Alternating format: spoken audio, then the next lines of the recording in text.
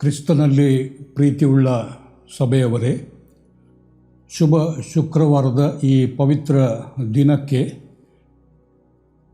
ಧ್ಯಾನಕ್ಕಾಗಿ ನಾನು ಆರಿಸಿಕೊಂಡಂಥ ದೇವರ ವಾಕ್ಯದ ಮಾತುಗಳು ಮತ್ತಾಯನು ಬರೆದ ಸುವಾರ್ತೆಯಲ್ಲಿ 16ನೇ ಅಧ್ಯಾಯ 24ರಿಂದ 25 ವಚನಗಳನ್ನು ಓದಿ ಕೇಳುವ. ಮತ್ತಾಯನು ಬರೆದ ಸುವಾರ್ತೆ 16ನೇ ಅಧ್ಯಾಯ 24ರಿಂದ 25 ವಚನಗಳು.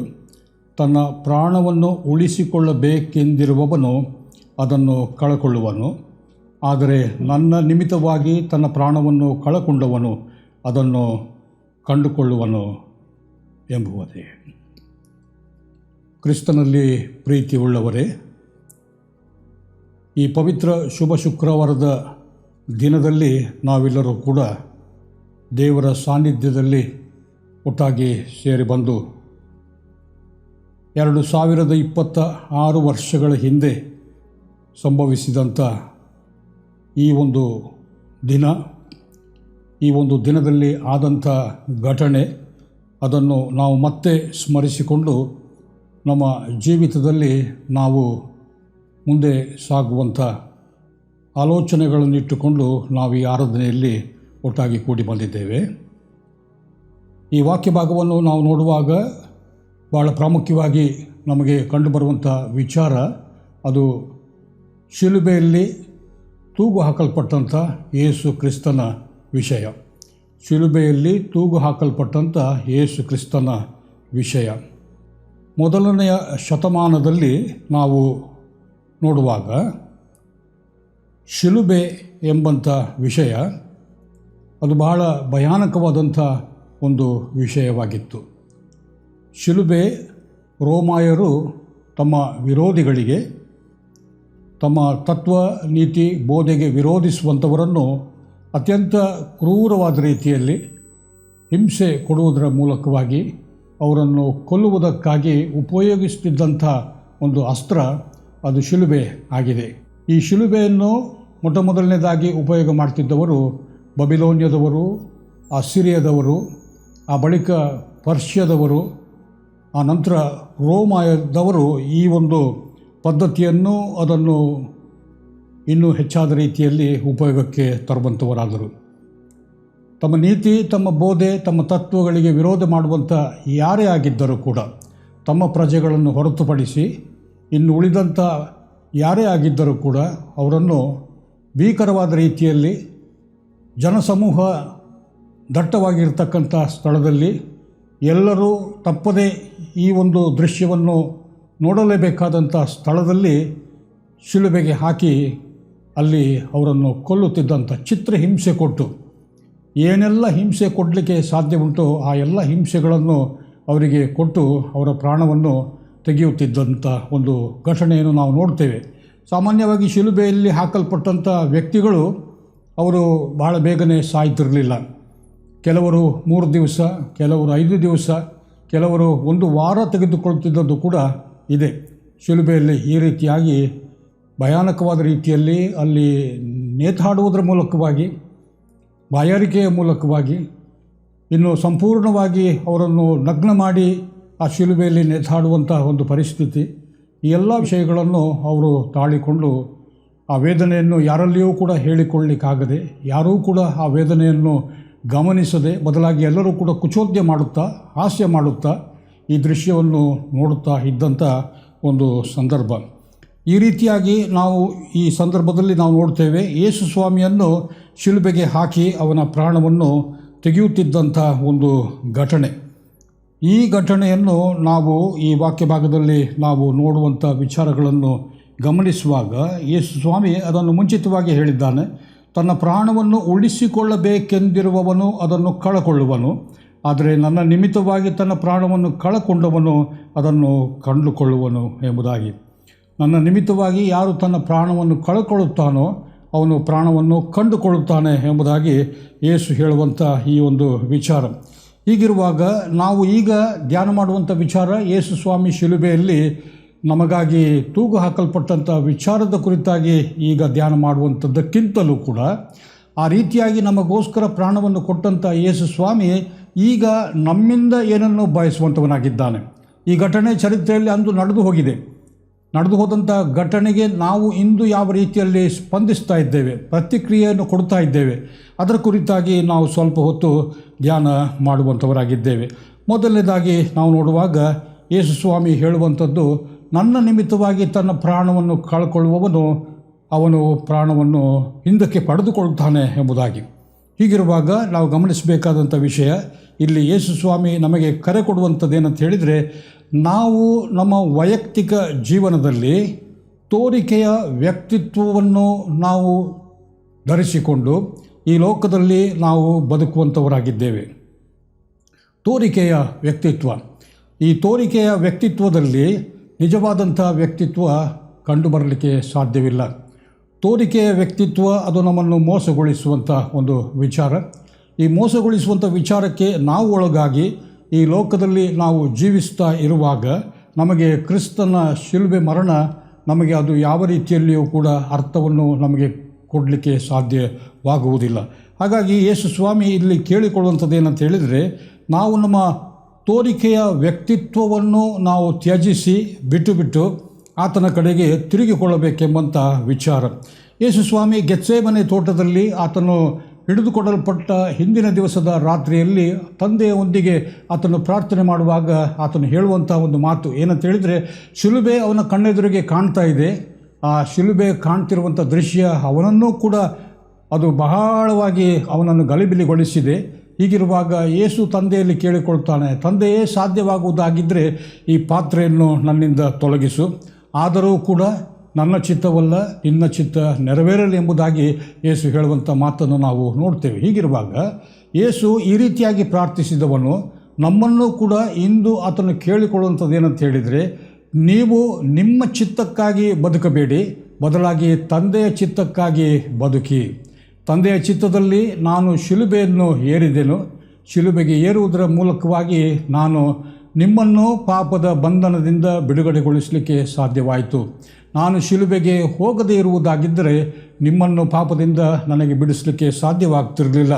ಆದುದರಿಂದ ನೀವು ನಿಮ್ಮ ಆಲೋಚನೆ, ನಿಮ್ಮ ತಪ್ಪಾದ ಕಲ್ಪನೆ, ನಿಮ್ಮ ತಪ್ಪಾದ ವ್ಯಕ್ತಿತ್ವ ಇವುಗಳನ್ನು ನೀವು ವಿಸರ್ಜಿಸಿ ಬಿಟ್ಟು ದೇವರ ಚಿತ್ತವನ್ನು ನೀವು ಅನುಸರಿಸುವಂಥವರಾಗಿದ್ದುಕೊಂಡು ನಿಮ್ಮ ಬದುಕಿನಲ್ಲಿ ನೀವು ಮುಂದೆ ಸಾಗುವುದಾಗಿದ್ದರೆ ನೀವು ನಿಮ್ಮ ಜೀವನದಲ್ಲಿ ದೇವರ ಆಶೀರ್ವಾದವನ್ನು ನೀವು ಕಂಡುಕೊಳ್ಳಲಿಕ್ಕೆ ಸಾಧ್ಯವಾಗ್ತದೆ. ಯೇಸು ಸ್ವಾಮಿ ನಮಗೆ ಮತ್ತೆ ಹೇಳುವಂಥ ವಿಚಾರ ಏನಂತ ಹೇಳಿದರೆ, ನೀವು ಶಿಲುಬೆಯನ್ನು ನೀವು ಹೊತ್ತುಕೊಂಡು ನನ್ನ ಹಿಂದೆ ಬನ್ನಿರಿ. ನಾವು ಈಗಾಗಲೇ ಧ್ಯಾನ ಮಾಡಿದೆವು. ಶಿಲುಬೆ ಎಂಬುದಾಗಿ ನಾವು ನೋಡುವಾಗ ಅದು ಕ್ರೂರವಾಗಿ ಚಿತ್ರಹಿಂಸೆ ಕೊಟ್ಟು ಒಬ್ಬ ಮನುಷ್ಯನ ಪ್ರಾಣವನ್ನು ತೆಗೆಯುವಂಥ ಒಂದು ಅಸ್ತ್ರವಾಗಿತ್ತು. ಈ ಅಸ್ತ್ರವನ್ನು ನಾವು ಯಾರೂ ಕೂಡ ಕಣ್ಣು ಬಿಟ್ಟು ನೋಡುವುದಾಗಿದ್ದರೆ ಅದನ್ನು ಪ್ರೀತಿಸಲಿಕ್ಕೆ ಸಾಧ್ಯವಿಲ್ಲ. ಅದರ ವಿಷಯದಲ್ಲಿ ನಾವು ಮಾತಾಡಲಿಕ್ಕೆ ಸಾಧ್ಯವಿಲ್ಲ. ಅದರ ವಿಷಯದಲ್ಲಿ ನಾವು ಆಲೋಚನೆ ಕೂಡ ಮಾಡಲಿಕ್ಕೆ ಸಾಧ್ಯ ಇಲ್ಲ. ಅಂಥದ್ರಲ್ಲಿ ಯೇಸು ಸ್ವಾಮಿ ನಮಗೆ ಹೇಳುವಂಥದ್ದು ಏನಂತ ಹೇಳಿದರೆ, ನೀವು ನನ್ನನ್ನು ಪ್ರೀತಿ ಮಾಡುವುದಾಗಿದ್ದರೆ ನಿಮ್ಮ ಶಿಲುಬೆಯನ್ನು ಹೊತ್ತುಕೊಂಡು ನನ್ನ ಹಿಂದೆ ಬನ್ನಿ ಎಂಬುದಾಗಿ.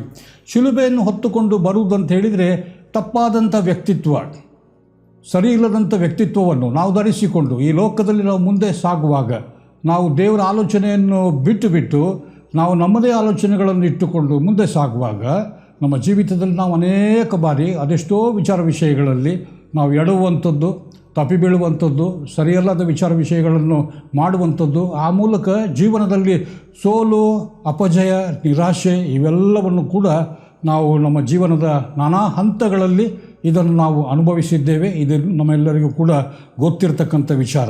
ಆದುದರಿಂದ ಯೇಸು ಸ್ವಾಮಿ ಹೇಳುವಂಥದ್ದು, ತಪ್ಪಾದ ಗ್ರಹಿಕೆ, ಸರಿಯಿಲ್ಲದ ಆಲೋಚನೆಗಳು ಇವುಗಳನ್ನು ಬಿಟ್ಟು ದೇವರ ಚಿತ್ತವನ್ನು ನಿಮ್ಮ ಜೀವನದಲ್ಲಿ ಅನುಸರಿಸಿ.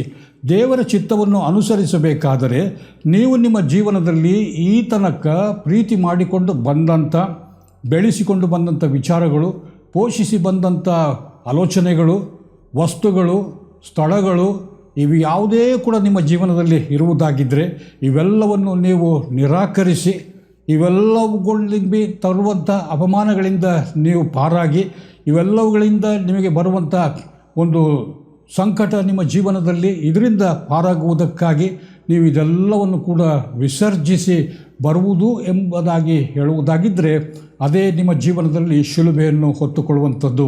ಶಿಲುಬೆ ನಮ್ಮ ಜೀವನದಲ್ಲಿ ಈ ಲೋಕದಲ್ಲಿ ದೇವರು ಇಷ್ಟಪಡದಂಥ, ದೇವರು ಗಮನಿಸದಂಥ, ದೇವರು ಆಲೋಚನೆ ಮಾಡಲಿಕ್ಕಾಗದಂಥ ವಿಷಯಗಳನ್ನು ನಾವು ನಮ್ಮ ಜೀವನದಲ್ಲಿ ಪ್ರೀತಿಸಿ ಅದನ್ನು ಪೋಷಿಸಿ ಬೆಳೆಸಿಕೊಂಡು ಬರುವುದರಿಂದ ನಾವು ದೇವರ ಕೃಪೆ ಪ್ರೀತಿಗೆ ನಾವು ಹೊರತಾಗಿ, ದೇವರ ಪ್ರೀತಿ ದೇವರ ಕೃಪೆಗೆ ನಾವು ಹೊರಗಿನವರಾಗಿ, ನಾವು ದೇವರ ಆಶೀರ್ವಾದವನ್ನು ಹೊಂದಿಕೊಳ್ಳದೆ ಇರುವುದಕ್ಕಾಗಿ ನಮ್ಮನ್ನು ನಾವು ನಡೆಸಿಕೊಳ್ತೇವೆ.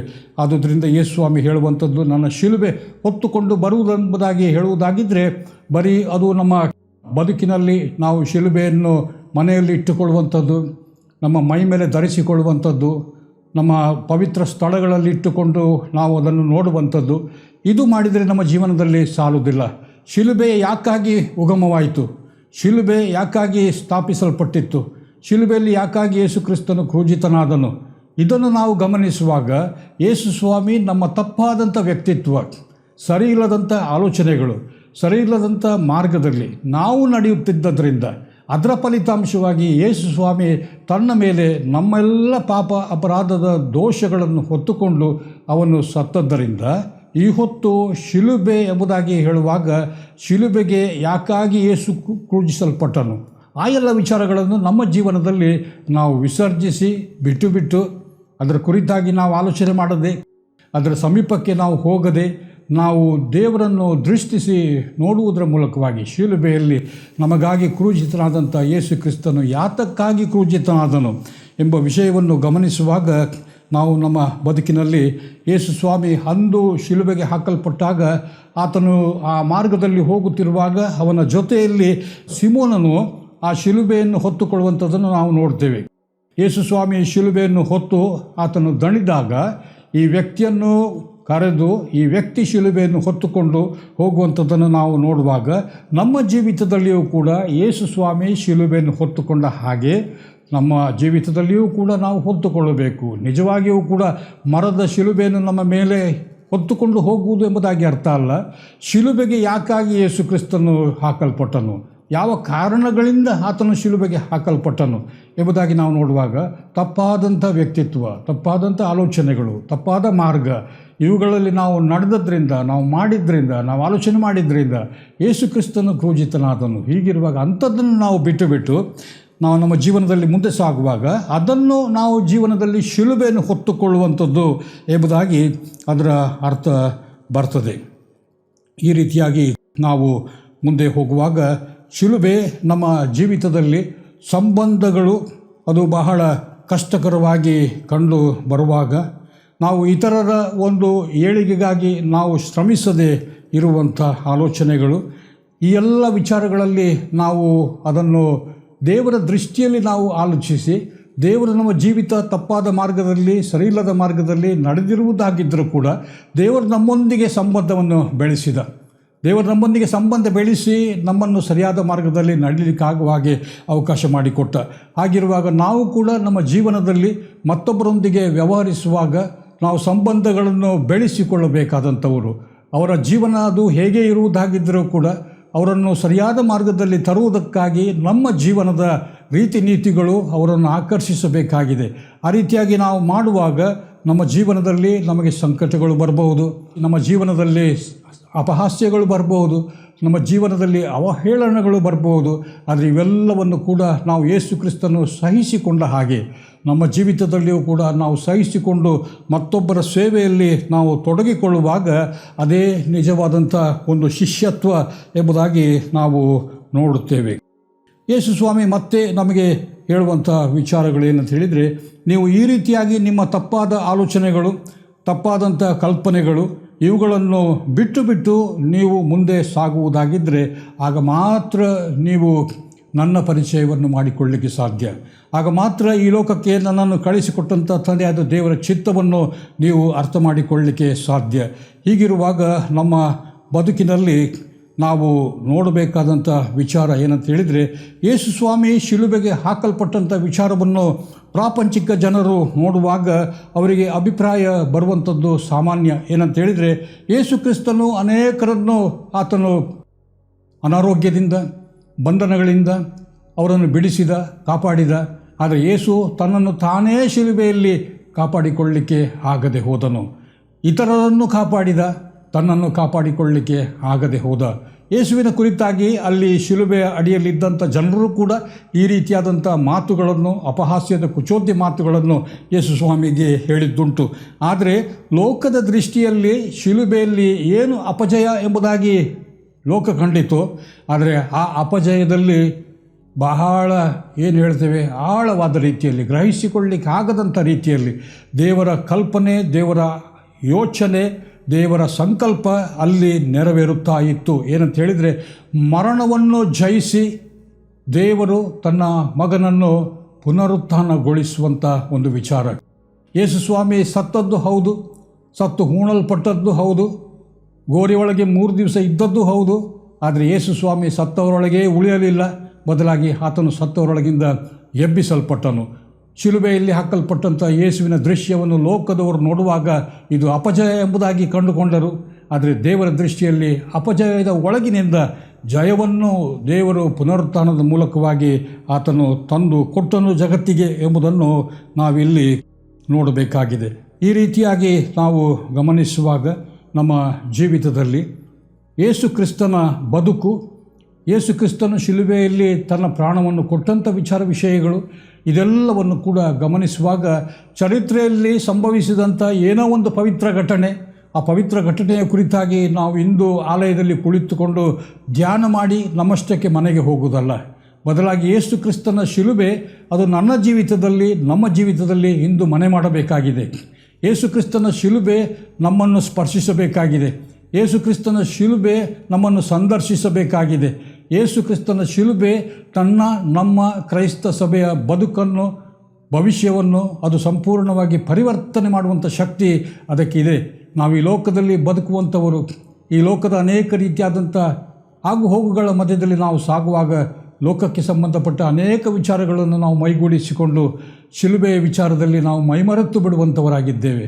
ಇಂಥ ಪರಿಸ್ಥಿತಿ ನಮ್ಮ ಜೀವನದಲ್ಲಿ ಆಗಬಾರದು.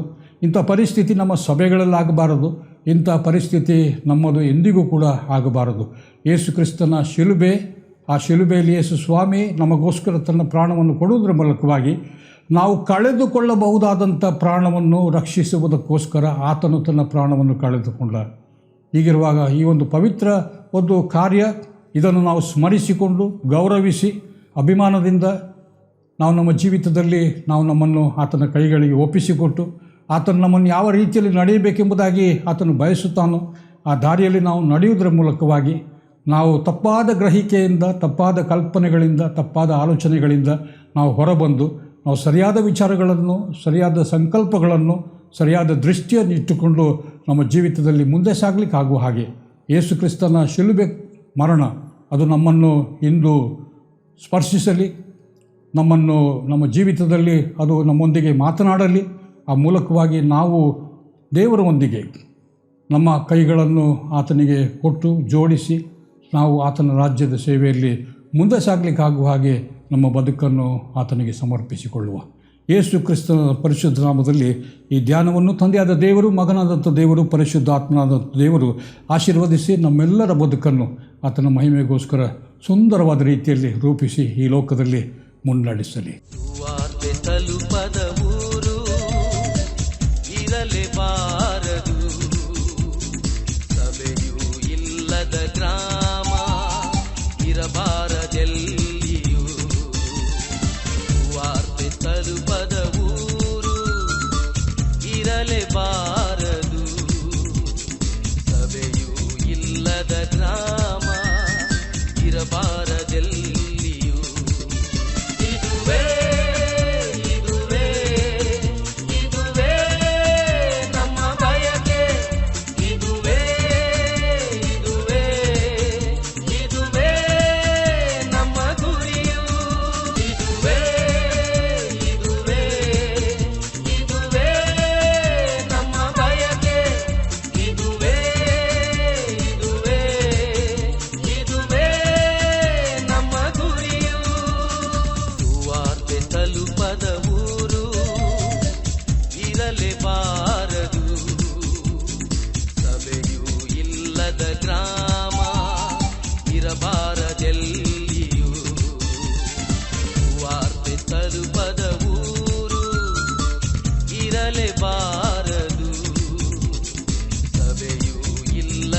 ಗ್ರಾಮ